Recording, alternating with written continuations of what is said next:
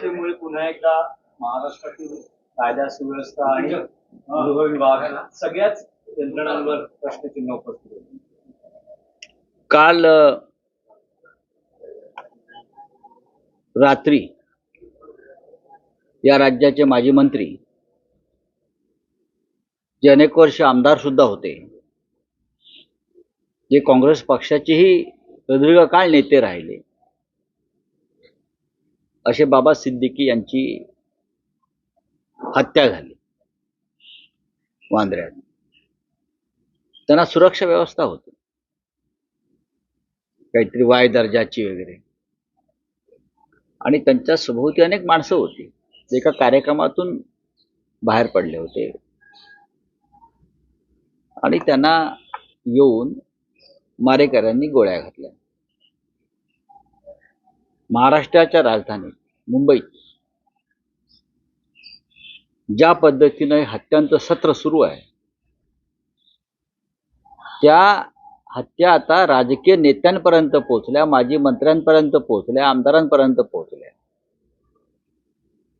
या राज्यात कोण सुरक्षित आहे हे एकदा राज्याच्या अपयशी गृहमंत्र्यांनी स्पष्ट केलं पाहिजे. कोण सुरक्षित आहे? सामान्य जनता सुरक्षित नाहीत, महिला सुरक्षित नाहीत, व्यापारी उद्योगपती सुरक्षित नाहीत. आता राजकीय कार्यकर्ते, राजकीय नेते, माजी मंत्री, आमदार सुरक्षित नाहीत. मग गृह खातं काय करत आहे?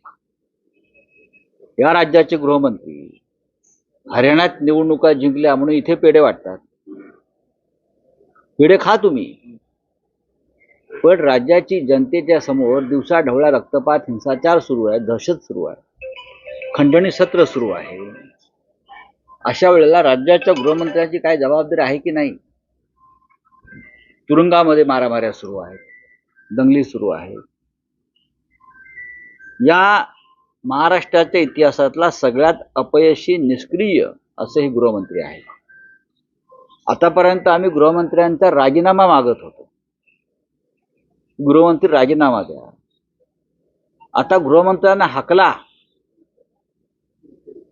हकलपट्टी करा असं सांगण्याची वेळ दुर्दैवाने आलेली आहे. देवेंद्र फडणवीस एकेकाळी काय होते आणि आता काय झाले, त्यांचं अधपतन आमच्या डोळ्यासमोर त्यांचं अधपतन झालेलं आम्ही पाहिलं. माझं त्यांना आव्हान आहे, विरोधकांच्या बाबतीत काड्या करण्यापेक्षा, रात्री हुडी घालून फिरण्यापेक्षा राज्याच्या गृहमंत्री पदाची जबाबदारी आपल्यावर जी सोपवलेली आहे, मिळालेली आहे, त्या पदाला कर्तव्य भावनेनं जागून काम करा. कालची घटना अत्यंत भयंकर आणि दुर्दैवी आहे.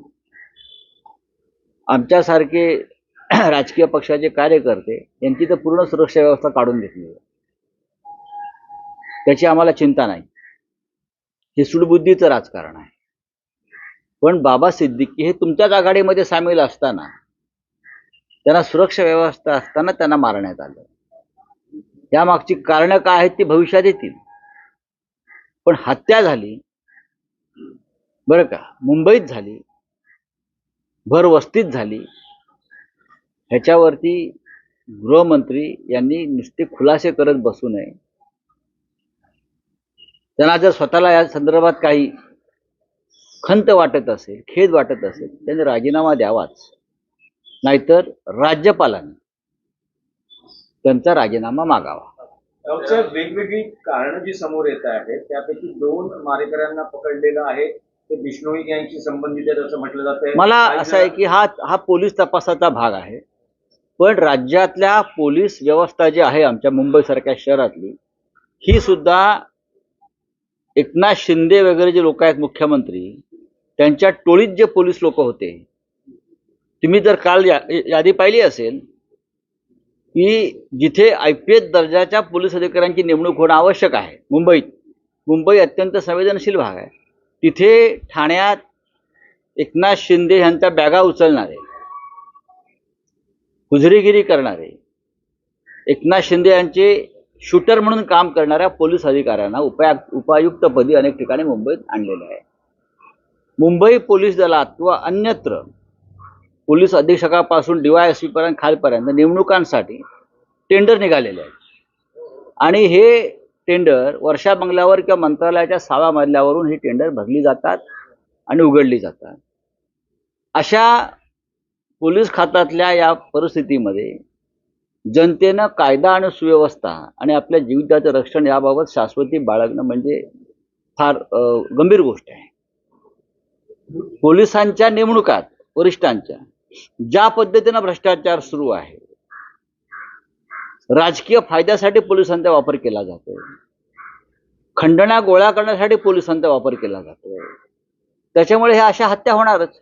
जी कारणं अनेक होत आहेत त्यामध्ये असं म्हटलं जाते की सलमान खानशी असलेली मैत्री ही बाबा सिद्दीकी यांना भोवली असावी, बिश्नोई यांचा संबंध.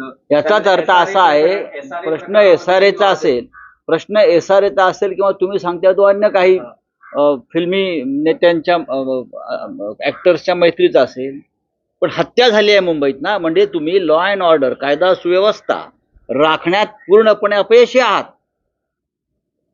या राज्यामध्ये गुंडांची हत्या सुद्धा होता कामा नये. अशा प्रकारे तुम्ही अक्षय शिंदेची हत्या केलीत ना पोलिसांनी, सिंगम ना, मग सिंगम अशा वेळी कुठे असतात?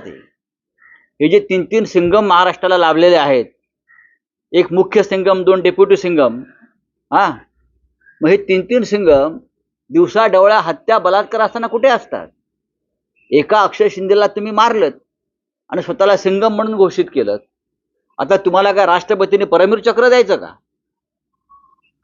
शिफारस करावी राज्यपालाने यांची परमवीर चक्र म्हणून या 3 सिंगमना, एक मुख्य सिंगम, 2 डेप्युटी सिंगम, मग हे 3 सिंगम दिवसा डवळ्या हत्या बलात्कार असताना कुठे असतात? एका अक्षय शिंदेला तुम्ही मारलत आणि स्वतःला सिंगम म्हणून घोषित केलं. आता तुम्हाला काय राष्ट्रपतींनी परमवीर चक्र द्यायचं का? शिफारस करावी राज्यपालाने यांची परमवीर चक्र म्हणून या 3 सिंगमना. सर, भुजबळांचं म्हणणं आहे की हे फक्त गृह खात्याची जिम्मेदारी नाही, मुख्यमंत्र्यांची देखील आहे आणि पोलिसांना फ्री हँड द्यावा असं देखील भुजबळ जे म्हणतात तेच मी तुम्हाला सांगतोय. एकनाथ शिंदे यांचा पोलीस खात्यातला जो हस्तक्षेप आहे, एकनाथ शिंदे पोलीस खात्यात गुंडटोळी चालवाव्यात, गँग चालवावी त्या पद्धतीनं चालवतायत आणि तुमचे गृहमंत्री जे आहेत ते अत्यंत हतबल आहेत. त्यांनी मंत्रिमंडळात राहू नये आणि गृह खातं सांभाळू नये. गुंडटोळ्या जशा चालवल्या जातात त्या पद्धतीनं राज्याचे मुख्यमंत्री पोलिसांचा वापर करतायत. पण या पोलिसांनी लक्षात ठेवावं, अधिकाऱ्यांनी 2 महिन्यामध्ये या सगळ्या टोळ्यांचा खाकी वर्दीतला हिशोब केला जाईल.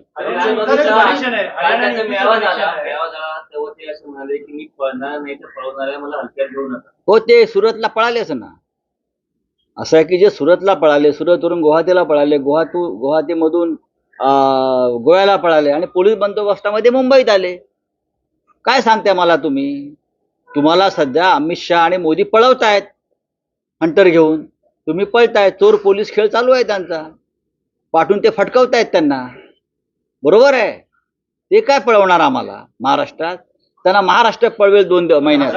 महाविकास आघाडीची पत्रकार परिषद दुपारी आहे, काय नेमका पत्रकार परिषदेचा विषय काय? आज जागा वाटप जाहीर होऊ शकतो? एक लक्षात घ्या, आज आमच्यासाठी महाराष्ट्रात घडलेली जी कालची घटना आहे ती अत्यंत दुर्दैव आहे. कधी काळी बाबा सिद्दीकी आमचे सहकारी होते, त्यांची हत्या झालेली आहे. अशा वेळेला या सगळ्या गोष्टींचा विचार न करता या राज्यातल्या कायदा सुव्यवस्थेबाबत आम्हाला नक्कीच आज बसून एकत्र चिंता आणि चिंतन करावं लागेल. गोली मारकर हत्या कर दी गई, क्या लगता है 90s का लॉ एंड ऑर्डर जो है गैंग वॉर का फिर से आ रहा है मुंबई में? देखिए, मुंबई में पहले गैंग वॉर जरूर होता था और गैंग वॉर बाद में खत्म कर दिया. आज का जो गैंग वॉर है वो सरकार में चल रहा है गैंग वॉर, इसकी वजह से हत्याएं हो रही है. सरकार में जिस तरह से गृह मंत्रालय चल रहा है, इतना निष्क्रिय और बदनाम गृह मंत्रालय महाराष्ट्र ने कभी देखा नहीं था. महाराष्ट्र में गृह मंत्री और गृह मंत्रालय की एक बहुत अच्छी परंपरा रही है, लॉ एंड ऑर्डर की परंपरा रही है. इसीलिए तो मुंबई जैसे शहर में बड़े बड़े उद्योग आते रहे, क्योंकि यहाँ की लॉ एंड ऑर्डर हमेशा से ठीक ठाक रही. कल जो हत्या हुई है बाबा सिद्दीकी, जो महाराष्ट्र के पूर्व मंत्री है, बहुत साल विधायक रहे, आज भी उनका बेटा विधायक है, शायद हमारे पार्टी में नहीं हो लेकिन हमारे साथी रहे, अच्छे आदमी थे, तो उनकी हत्या ऐसी तरह से होती है जिनको सिक्योरिटी है, वाई वाई स्टेटस की सिक्योरिटी है, और उनकी हत्या होती है। उसका मतलब क्या है? हत्या के पीछे कारण कुछ भी हो, लेकिन हत्या हो गई है तो आपका फेल्योर है, मुख्यमंत्री का फेल्योर है। आपने जिस तरह से अपने पुलिस दल का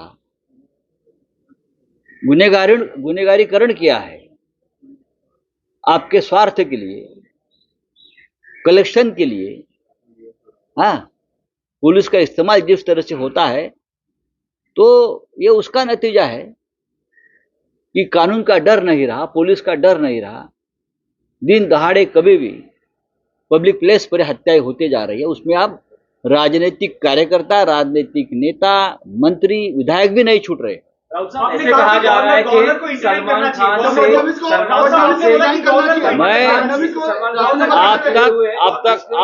अब तक मैं ये कहता रहा हूं, हम ये कहते रहे हैं भाई कि गृह मंत्री देवेंद्र फडणवीस पूरी तरह से फेल्यूर है, उनको इस्तीफा देना चाहिए। लेकिन बात आगे बढ़ चुकी है, अब इस्तीफा नहीं, राज्यपाल ने, गवर्नर ने हस्तक्षेप करके देवेंद्र फडणवीस को गृह मंत्री पद से हटाना चाहिए। राउत साहब, बाबा सिद्दीकी और सलमान खान की दोस्ती थी, हालांकि दिनों में दिख रहा है कि बिश्नोई गैंग सलमान खान के पीछे पड़ा है, तो क्या लगता है कोई भी किसी के पीछे पड़े उसका मतलब ये नहीं कि दिन दहाड़े हत्या हो। अगर हत्या होती है तो उनकी जिम्मेदारी गृह मंत्रालय की है। उसका मतलब मुंबई में गुंडागर्दी चल रही है, मुंबई में गैंग्स ऑपरेट हो रही है और पुलिस निष्क्रिय है, इसलिए कि जो पुलिस चाहे डीसीपी हो, चाहे एडिशनल सीपी जो मुंबई में लाकर बिठाए हैं, वो एकनाथ शिंदे के गैंग के मेंबर्स हैं। जब आप क्या बस जारी हो सकती है? देखिए, आज हम नहीं करेंगे, इसलिए कि बाबा सिद्दीकी का जिस प्रकार की आज कल दुखद घटना हुई है, उसी इलाका में हम आज मिलने वाले थे बैंड्रा में, तो हम मीटिंग नहीं करेंगे, लेकिन हम जरूर प्रेस को संबोधित करेंगे और लॉ एंड ऑर्डर के बारे में बात करेंगे। Thank you.